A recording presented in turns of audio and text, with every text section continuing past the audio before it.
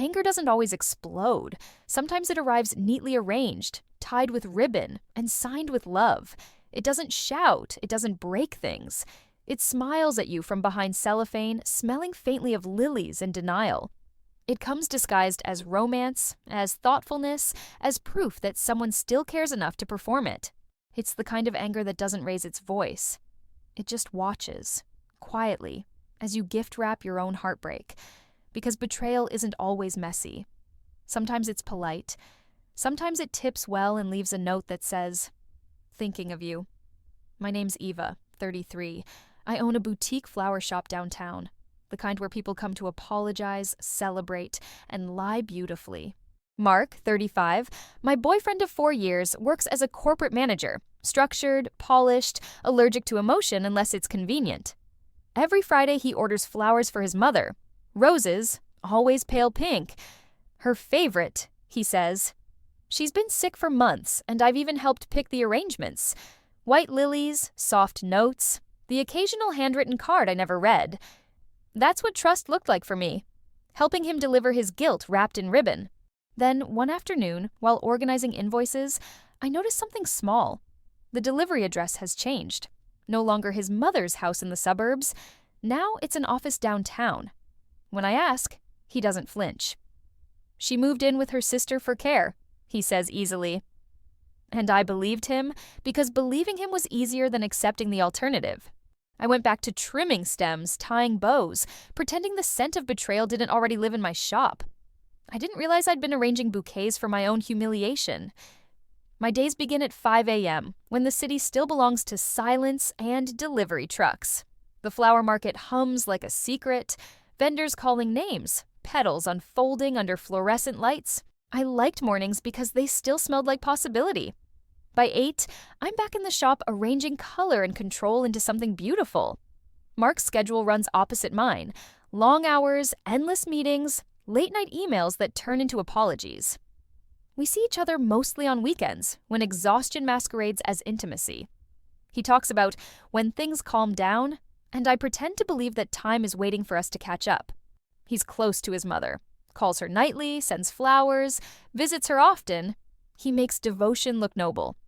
I didn't realize it was camouflage. I'm independent, disciplined, loyal to a fault, the kind of woman who forgives by habit and decorates denial with purpose. My friends tell me he's distant. I smile, rinse my coffee mug, say, he's just tired. Love makes accountants out of us. We start balancing excuses against loneliness, adding up small comforts until the numbers look like hope. And for a while, my math worked, until the flowers stopped being his apology and started becoming my evidence. We met at a wedding I'd designed. White orchids, gold cutlery, chaos disguised as celebration. Someone knocked over a vase, water everywhere. I knelt down with towels, flustered, and that's when Mark appeared. No hesitation, just calm hands helping me lift glass and stems off the marble floor. He smiled and said, "I admire people who can make beauty out of chaos." I thought he was describing me. Turns out, he was rehearsing. He stayed after the event, helped me pack up, carried boxes to my van. The next day, he sent flowers to my shop. Wildflowers this time, no message, just a card that read, "In case you ever need help again." The romance that followed was quiet, deliberate. Late-night walks, take-out dinners, handwritten notes that always arrived on time. He was attentive, but always managed. Me. The kind of love that felt efficient, as if emotion were something he scheduled between tasks. He never missed anniversaries, not because he cared, but because he set reminders. We never lived together. I wanted to. He said, "Let's wait until Mom's better." I used to think patience was love. Now I know it's just delay in prettier words. He made loyalty feel like an unpaid internship. Constant effort, no promotion, and the hope that one day it might finally pay off. And I kept showing up, on time, with flowers. It started on a Thursday, the kind of ordinary day that ruins you without warning. I was doing bookkeeping at the shop, sorting supplier invoices, when one line caught my eye. Order billed to Vanessa Cole, same bouquet, same handwriting on the note, different name. The delivery address, A corporate suite downtown, the same company Mark had mentioned weeks ago during dinner. He'd said he was managing a new account there. I called my supplier, assuming it was an error. "Oh no," the clerk said cheerfully. "Your boyfriend asked us to send it there directly. Standing order. He said it was for his office manager's birthday." I stared at the invoice, the ink still wet from the printer. The bouquet was identical to the one I'd been sending to his mother every Friday for months. Pale pink roses, white lilies, soft notes. So his mother's favorite flowers suddenly belonged to another woman. I thanked the clerk, hung up, and sat in silence. Didn't cry, didn't even curse. Just adjusted the paper stack on my desk until the edges lined up perfectly. That's how I process chaos. I organize it. I didn't confront him, not yet. Instead, I started tracking his orders. Every purchase, every delivery, a quiet audit of affection. The next week, one of the drivers returned to my shop flustered. "Miss Cole wasn't in today," he said. "Mr. Taylor asked me to redirect this one to the usual address." "The usual address?" I asked. He checked the slip. "A hotel, downtown." I nodded, smiled like it didn't matter, and watched him leave. That's when love stopped smelling like roses. It smelled like logistics, rerouted, time-stamped, traceable. That evening, just before closing, my phone rang. The number was unfamiliar. Local, polite-looking. "Is this Eva from Bloom and Root?" A woman's voice asked, soft but trembling at the edges. "Yes," I said, already half listening, half guarded. "You've been sending flowers to me for weeks, on Mark's behalf." I froze, my hand still hovering above a bouquet of hydrangeas. "You're Vanessa," I said finally. A pause, the kind heavy enough to rearrange a life. "I didn't know about you," she said quietly. "He told me he was divorced. He said his mother died last year." For a second, the room tilted. My own voice came out calm, detached, like I was explaining logistics to a customer. "He's good," I said. "He even uses the grief as cover." We spoke for almost an hour. Two strangers cross-referencing heartbreak. She told me how they met at a corporate conference, how he'd said she reminded him of someone. I told her I was that someone. Eventually, she emailed me screenshots, texts, dinner receipts, photos of them on weekends he'd claimed were for family errands. He'd been seeing her for a year, perfectly overlapping with me, like calendar entries he never forgot to sync. Then she added one more thing. "My mom knew him once," she said slowly. "Years ago. He dated her too. Said she reminded him of someone." I almost laughed, a hollow sound that didn't feel like mine. "He has a type," I said. "Women who listen." It wasn't heartbreak that came next.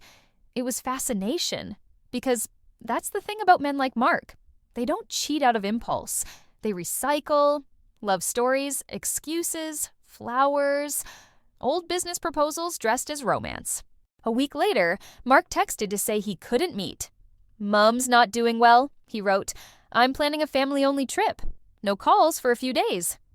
The message sat on my screen, tidy and unbothered. I stared at it for a full minute before smiling, the kind of smile that doesn't reach anywhere near forgiveness. He didn't know I'd already sent sympathy flowers to his mother myself. Just a simple bouquet, soft whites and blush tones, with a note that read, "Thinking of you." She called the next day to thank me. Alive, chatty, planning her next church event. That's when I decided to act. I didn't want to scream or ruin him. I wanted to rearrange him, the way florists reshape dying stems to look fresh again. I called Vanessa. We met in a cafe halfway between our lives, her soft-spoken, nervous, still holding out hope that there might be a good explanation. She looked like someone who still believed in good outcomes. I didn't have the heart to tell her there aren't any. We compared timelines over lattes. Every lie matched perfectly, like puzzle pieces from the same cheap box. She laughed once, quietly, bitterly. "I used to tell my friends he was a good man in a bad marriage." I nodded. "I used to tell mine he was busy, not bored." By the time our cups were empty, the idea was already alive between us. Not revenge, exactly, but punctuation. Something that said, "We saw what you did, and we're fluent in your language now." Together, we wrote a sympathy card.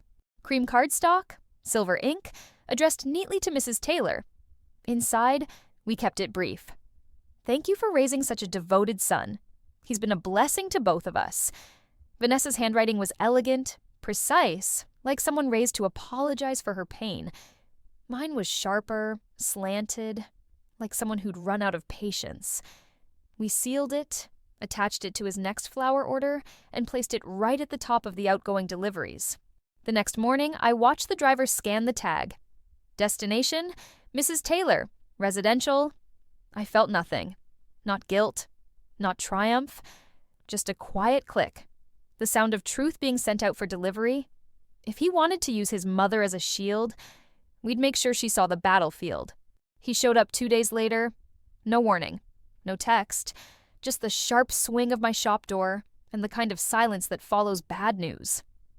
Mark looked pale, the tan gone, the polish stripped. His hand shook as he threw something onto the counter. The sympathy card. "What did you do?" he demanded. His voice cracked halfway through, like anger trying to outrun fear.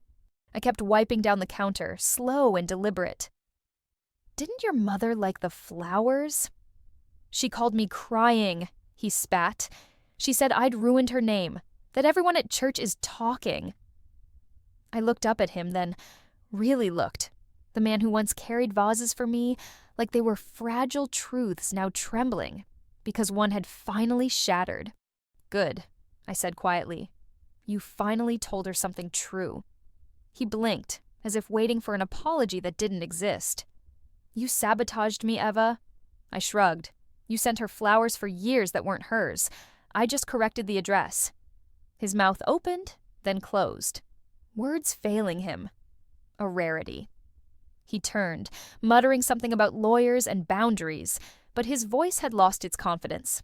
He left like a man walking out of a meeting he hadn't prepared for. A few hours later, my phone buzzed. "Vanessa," he called. Her message read. Blamed me. So I told his mother everything. I read it twice, feeling the calm bloom like an aftershock. By the next morning, the story had spread. His mother, the woman he'd turned into a prop for sympathy, had cut him off. Financially, emotionally, publicly. Turns out she'd been partially funding his company. And when she found out what kind of man she'd been defending, she didn't just withdraw her support. She exposed him, to his board, to his colleagues, to everyone who'd believed the image he sold. Men like Mark never expect the women they use as shields to pick up weapons. He used his mother to hide his sins. In the end, she delivered his punishment. Weeks passed quietly after the reckoning. No more calls, no more headlines, just the hum of coolers and the soft rhythm of scissors cutting stems late into the night. One evening, I was arranging flowers for a wedding, soft whites, simple greens, when a courier stepped inside. "Delivery for Eva," he said, handing me a bouquet of white lilies, unsigned. I smiled automatically, the way florists do when faced with beauty that doesn't belong to them. Then I checked the tag. It came from his company. Curiosity got the better of me. I called the florist listed on the invoice. "No order was placed," the woman said. "It was prepaid months ago, part of a recurring schedule." Of course it was. The bouquet he'd once set up for his mistress had looped back through automation, now arriving, poetic and precise, for me. Even his apologies were recycled. I dropped the flowers into the trash bin behind the counter and turned off the lights. By morning, the petals had browned and curled, like secrets finally exhaling. He was cheating on me and used his mother as an excuse. The flowers he sent weren't for her, they were for the woman he was sleeping with.